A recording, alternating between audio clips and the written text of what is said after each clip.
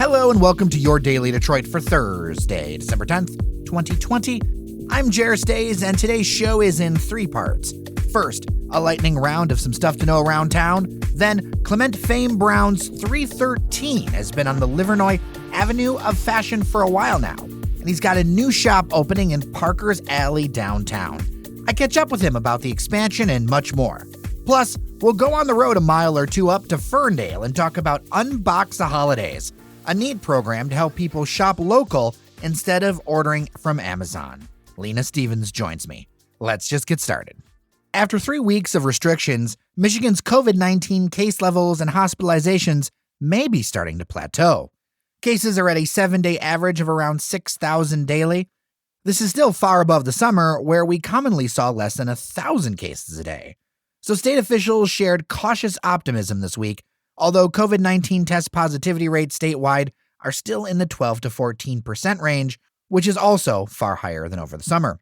It's a different situation depending where you're at, too. Macomb County has a positive test rate exceeding 19%, and that's where the most issues are around hospital availability.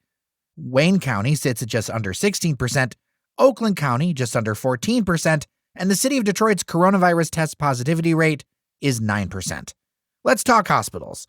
It's great news for now that those numbers are staying flatter as they're on the brink with very limited additional capacity to handle more issues. This matters as regardless of what you may think of the virus, there is a reality that there are only so many beds and so much staff in hospitals, and if they fill up, that's when things start to go very badly.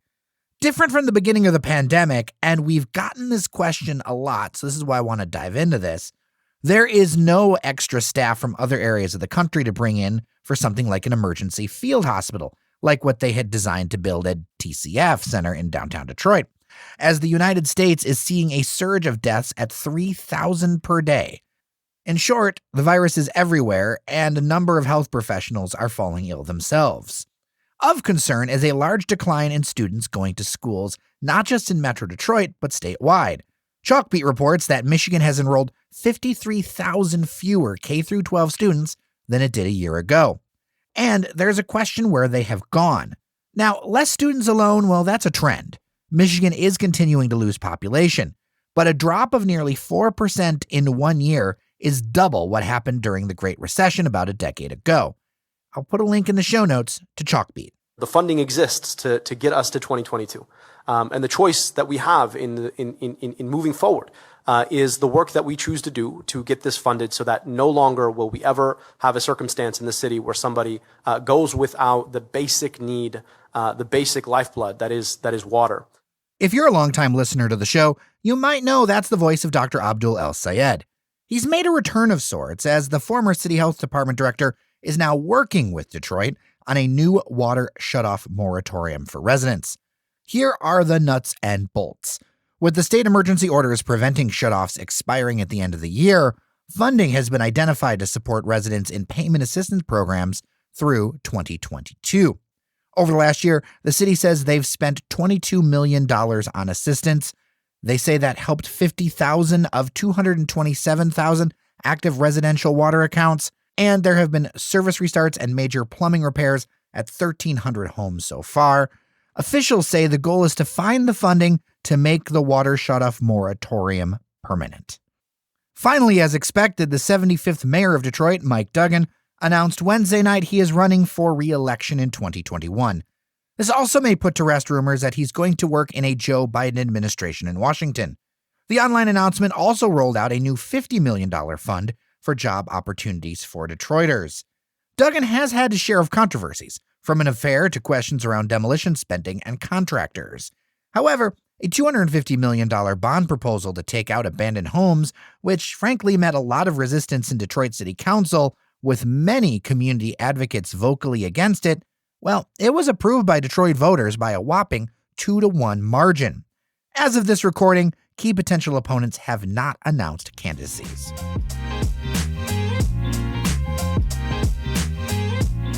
Joining me on the line is Clement fame Brown. He's the founder, owner, all the things at 313. Welcome to Daily Detroit. Thank you, Jeremy. It's a privilege and an honor to be here, and I'm excited to have a conversation with you today. It's an honor for me to talk to you because, I mean, for a good amount of time, I lived near the Avenue of Fashion. That was where your flagship store is. I'll start out by this whole thing going, why start 313? Starting a business is hard. What is it that you saw and what is it that you're doing for the community? Okay, so 313. I got the concept for 313 back in 2008. And in 2009, we received our trademark for it. Back then, Detroit was getting a lot of negative press nationally and internationally. We were going through the housing crisis at the time, and there wasn't too many brands that represented Detroit to me that was organic. I think at the time, the only brand that was around was Made in Detroit. And so I was taking a shower one day, and I was thinking to myself, man, I want to do something cool to represent the positive people, places, and things about Detroit. It just hit me like 313. That's dope. It's a different way to say 313. It's like a light bulb went off. I had an aha moment. Yeah. And so I started building from there. Well, and what are a couple of things, before we get into the news of the day, what are a couple of things you found that have helped you find success doing retail in the city? Well, I have a long history in the city, Jared. I'm 41 now. I started when I was 12 years old selling T-shirts. A good friend of mine, we're like brothers. He airbrushed, he put artwork on T-shirts. He painted different things on T-shirts. I would take them to school and sell them. So I think for me, I grew up doing what I'm doing. And, that having those relationships, organic relationships with, your customers, with the patrons, I think that's where our strength lie at 313. We have a long history in the community doing what we do. Well, and the news today that you're going to be opening a second location at 1436 Farmer Street in Parker's Alley in downtown Detroit, I'm kind of excited about it because it's a store that is from the neighborhoods coming into downtown. How did that come together? Well, Jerry, I tell you what, man, we got a call from Bedrock one day, and they had some ideas. They were looking to activate the spaces down there for the holiday with some pop-ups. Given our history, that really wasn't that conducive for us. And so we started having conversations about, doing something more permanent. To my delight, Bedrock was very accommodating. And so we were able to, hash out an agreement to where, it would make sense for 313 to make Parker's Alley a home and not just a temporary stay. Well, I think that's so important because, yeah, pop-ups are great, but if we really want to have a downtown and a place that all people are welcome and all people want to do shopping and things, being there for just a couple of weeks or a month, that isn't going to build the kind of loyalty that's needed for shoppers. Right. And, permanency is necessary when it comes to branding. It's necessary when it comes to having a legacy business. So, we're Detroit's brand name for a reason. And part of that reason is because we're committed to the community. We're committed to developing within the city. And so in that vein, we really look to make moves that are more permanent, moves that will really have impact. So I'm super excited to be, in the mix at Parker's Alley. That space there and the businesses there are phenomenal. Shout out to Melissa Butler and the Lip Bar. Super dope business. Drought is there. Melissa's been on the show before. She's absolutely wonderful. Yeah. Dope sister. And so, Drought is there. And, I'm just excited to be a part of what that is. I'm looking forward to adding value to that space. So let's talk about what you'll find at the boutique. One of the things that I am excited about with this is that you've got something where it's kind of a mix of different brands. Can you talk about that? Because merchandising is so important for stores. 313, our foundation is Detroit brands, not just our own. That's our secret sauce. That's our bread and butter. That's what we do. We provide a platform for local brands to build, develop, promote, and sell their items. Growing up in the city, making and selling things, it wasn't easy for me. And I learned a lot. A lot of the lessons that I learned the hard way. And so when I had the opportunity to put together 313, a big part of that was making myself available to brand owners, designers, up-and-coming creatives, giving myself to them what I needed as when I was younger, we're organic to that. It's not like a marketplace where you will see several vendors selling their items. It's not a place where you will come in and see the word Detroit splattered or plastered on everything. It is a space that is always changing, just like the city. It's always growing, just like the city. And we represent and we do our best to curate the vibe of what the city is in real time, and it's always changing. So, 313 we're connected to culture, we're connected to community because we create it. We create what that is. And I'm just super, super excited to share that with the community, downtown in Parkers Alley, man. It's a great situation. Well, and it's a reminder for listeners when they come and check you out. I understand you'll be opening up in mid-December. Yes. If you see something you like there, you better pick it up. Like, don't sleep on it. For sure. Definitely don't sleep. We try, especially with the newer brands, we try not to oversaturate or have just a lot of the same thing. We want our space to be unique in that sense. And so we may buy, a half dozen of per size or maybe less per size, per style. And so, if you're a size small, it might be 6 items there of that particular style that you like in your size. So that's typically, we try to keep it tight. I can't stress enough how excited I am to kind of bring that product mix to that space. I'm anticipating and looking forward to it being received well. Yeah, and according to what I'm reading here, that you're going to be carrying some products designed by you. Yes, sir. Yes, sir. So with the whole pandemic and everything that's going on in the world right now, it was an opportunity for me to hit the reset button, kind of. When we were shut in initially, we really couldn't operate our brick and mortar. Like most of us, it took a lot of time to reflect, on how did I get here? Where am I? Where do I want to go? And so on and so forth. Opening the Parkers Alley stores is reminiscent to how I started. It's a very small space. I've been behind a counter, selling things since a kid.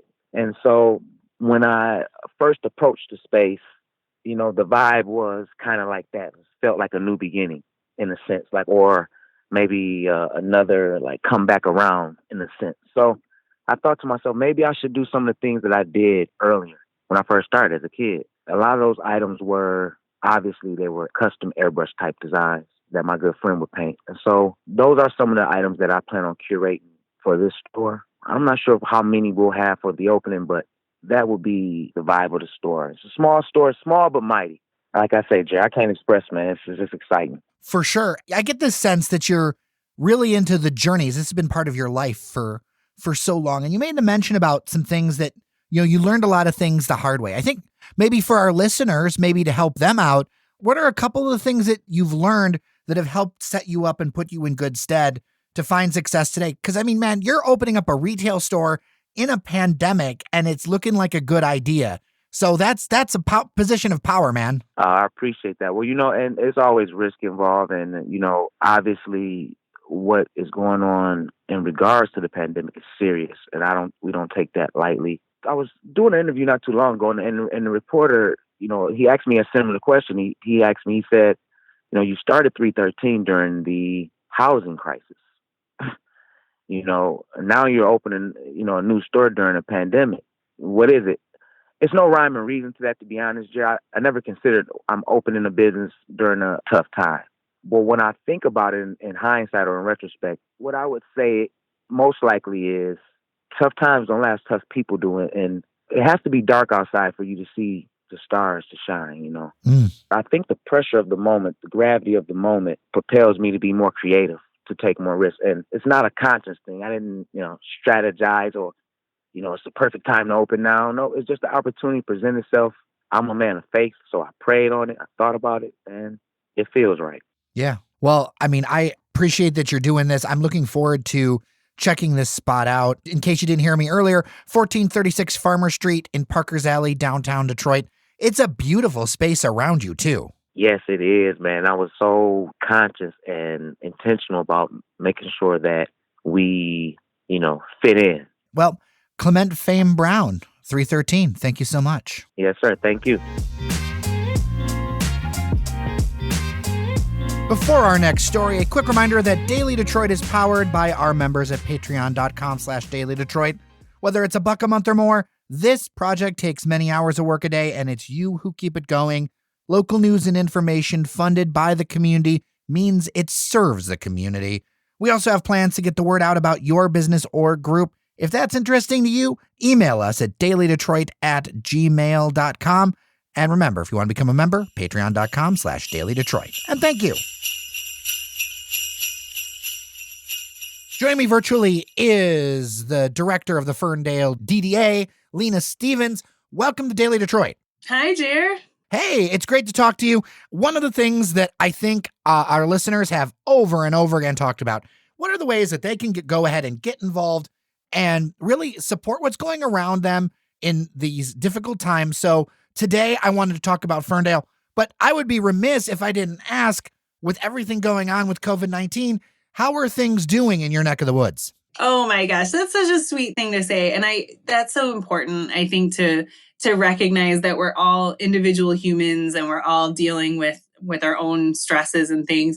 In my neck of the woods, things are great. I had a little pandemic baby in June. So Oh my. of all this, I added to my family and everybody is healthy and happy and growing. So yeah, we're doing great. Thank you for asking. Oh, for sure, for sure. And when it comes to the businesses, I know that some of them have been having different strategies to deal with COVID-19. How, with you at the DDA, how are you helping businesses do that? We have developed a collaboration right at the beginning of the pandemic.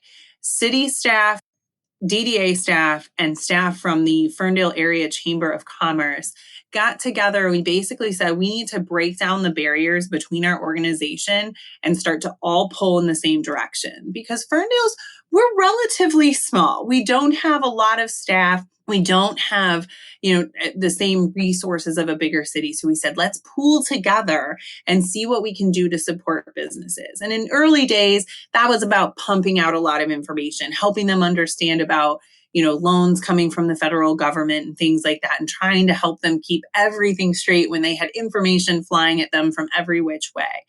And then where it really evolved to was saying, how could we promote local shopping during the holidays? And Joy Wells, who is the executive director of the chamber, she had this idea for Unbox the Holidays. And the idea is ditch big box, shop local, shop Ferndale. So they're Unbox the Holidays. And I immediately, my eyes lit up. I jumped on the internet. I bought unboxtheholidays.com literally within 3 minutes of her telling me this idea. And that URL is awesome, by the way. Right? I couldn't believe it when I saw that it was available. I was like, oh my God. And it was cheap too. It wasn't even it wasn't an expensive one, because I didn't want anybody else to buy it, because I immediately recognized the idea. But just having an idea, that's great. But then, oh boy, we had to put a ton of work into finding out where you could shop online, who sold gift cards individually for their own store, where can you get takeout and get all the phone numbers, get the websites right, all of that kind of stuff. So we immediately started doing lots and lots of research. And I think people will be really surprised when you go to unboxtheholidays.com, you click on shop online. I think you would be really surprised to see some of the unique and wonderful gifts that you could buy for people this holiday season. I mean, I'm the DDA director, and I was surprised myself to find things for everybody from, my toddlers all the way to my parents. And I can do that all locally. And that's not even counting things like grocery stores and things that you can shop for sort of some of your everyday needs in Ferndale as well. So that's really our big promotion. We have a few different things going within that, but it's been really well received and we're very excited about it. Well, and there are so many options that if you want to go ahead and do it, and then you don't have to worry about the shipping problems. Right. And it seems super silly, but like we've done a couple of stories here about it on Daily Detroit. We've talked about it. There's all kinds of shipping delays. There are even large retailers where UPS isn't picking up packages sometimes in periods because the system's overwhelmed. This is an area where not only can you be very practical, make sure that you have the gifts for everyone you want to get to, but also you're supporting local, and it's kind of something fun to do in these pandemic times, right? Exactly. Yes. Yes. There's not that much to do. So if the thing that you do is a little trip and do a little curbside pickup from, Modern Natural Baby or Elaine B Jewelry, it's a little thing that you can go out and do, which to me and our family has been, welcome. Well, and I would be remiss, especially for our listeners, if we didn't take a chance and talk about takeout, because food is something that, like, every time we do a food segment, there is no debate that it's going to do well. And Ferndale has some great options that, I live in the north end of Detroit, but I find myself going up there all the time to grab stuff because, whatever you want, you've got. That's music to my ears, Jared. That's great to hear. Yeah, if you go to unboxtheholidays.com, there's a tab for order takeout. And yeah, just like you said, you can see we have things that run the full gamut from Asian cuisine to we have an amazing donut shop outside of the downtown area, a little bit out called Apple Fritter Donut Shop. Oh, nom, nom, nom, nom. Yeah, they're amazing. Babylon Garden. Oh my goodness gracious. If you have not had Babylon Garden, just take my word for it and get out there today. It is so good. My husband orders it. I'm not even joking. Minimum of twice a week. And that's a minimum. That's not hyperbole. So, I mean, we've got tons of restaurants. Something different for every night of the week. Before I let you go, everyone's looking for stuff to do. We mentioned like the pandemic going out bar is a little different these days, but there are a couple events I wanted to tell people about. First off, there is actually a socially distant Santa parade, so you might be able to get your Santa fix. Yes, you can get your socially distant and masked Santa fix on Saturday the 12th from 12 p.m. to 3 p.m. If you follow Downtown Ferndale on Facebook, that's a really good way to keep up with some of this stuff. But we have an event there where you can see where Santa is going to be. He's going to have a special sleigh that's pulled by elves from our what we're calling workshop of public works, and he will stop at a few parks and other locations around town. And then what we're asking is that kids can make a poster and hold up a poster with maybe one or two things written on it so that Santa can see it from a distance, so that even though they can't sit on Santa's lap, they can hold up that poster. And the idea of having the multiple locations is that if you go to one location and you don't feel comfortable that there might be too many people, you could always go to the next location because he will be there in 15 or 20 minutes. And hopefully that could be a little bit more spread out. So that was the idea of kind of having multiple locations around the city. When I talk to doctors, one of the key things, and we've heard this on the show over and over again, outdoor with masks is so much better than indoor. If you can do some social distancing, there's some breeze going. It may require a bundle up, but if you're going to lower your risk profile, being outdoors is absolutely crucial. And here's the other thing, and this is something that I learned over the last couple of weekends. Wearing a mask keeps you warm, just so you know. It does. I was waiting for that because in the warm weather, it was a little steamy and humid in there. But yeah, it's actually not so bad when it's cold. Another thing that we're going to be having, Jared, is the Best in Snow decorating contest. We did this around Halloween and it was wildly popular. People really enjoyed it. So what we'll do is we will take pictures of anybody who's decorated for the holidays and we're going to upload it, and you can do it totally virtually. So if you want, we encourage people obviously to come to downtown Ferndale with a mask and walk around and enjoy our town, but you can also just go online. We'll launch that voting link on December 14th. And then you can vote for some of the Best in Snow categories, which will be kind of fun. So that's going to be one where you can do it completely virtually if you want, or you can come walk around in Ferndale. That's pretty great. Lena Stevens, Ferndale DDA, thank you so much for your time today. Unboxtheholidays.com is where you go. So thanks so much for your time. Thank you so much. This has been really great. And we just appreciate any shout out for Ferndale. And it has just been so much fun talking to you, Jared.